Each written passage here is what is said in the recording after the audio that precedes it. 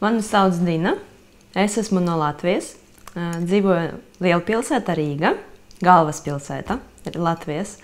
Man ir neliela ģimene ar 2 bērniem. Tas ir neliela ģimene mūsu valstī. Kad mūsu valsts iestājas Eiropas Savienībā, tieši mums piedzima meitiņa. Un, viņa auga jau Eiropas Savienība.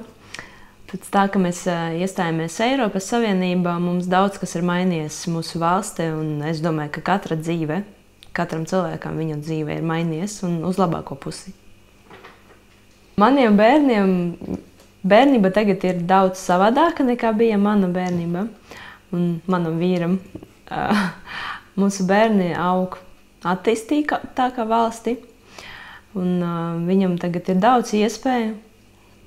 Protams, man ļoti gribētos, lai mūsu valsts arvien attīstās vēl vairāk, un bērni paliktu. Es gribētu, protams, lai viņi mācītos šeit, lai viņi strādātu šeit, mūsu valstī, bet kā viņi izdomās nākotnē, es nezinu. Mums ir jāiet balsot, lai mūsu nākotnē būtu labāka un lai mūsu bērniem nākotnē būtu labāka.